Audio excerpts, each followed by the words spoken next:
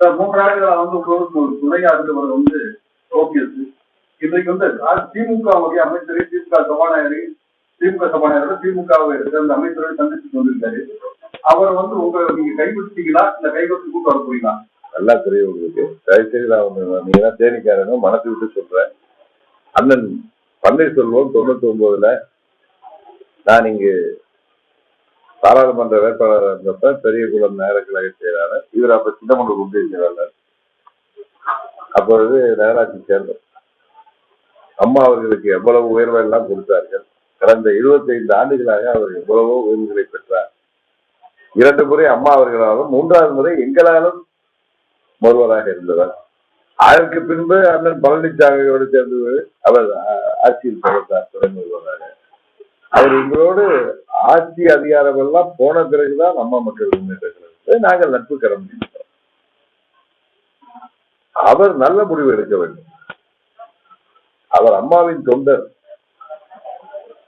அம்மா அவர்கள் இந்த அதிமுக ஆட்சியில 3 முறை முதல்வர் பதவி வகிக்கக்கூடிய வாய்ப்பை பெற்றவர்.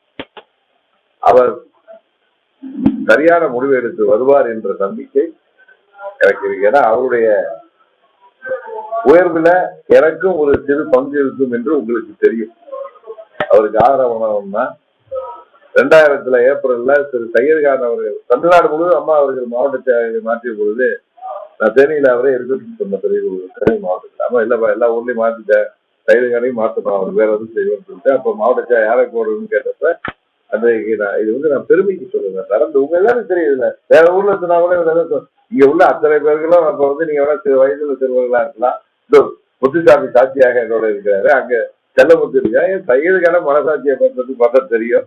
அன்றைக்கு ஏப்ரல் மாதம் அம்மாவிடம் இவர் இன்னொரு இளைஞரை போடலான்னாங்க. இல்லம்மா நாங்கெல்லாம் இளைஞர்கள் சீசன் மேன் போடுங்கன்னு சொன்னோம். அதுக்கப்புறம் அவருக்கு உயர்வுகளுக்கெல்லாம் ஏதோ ஒரு நான் காரணமாக இருந்தாரா இல்லையா என்பது உங்களுக்கு தெரியும்.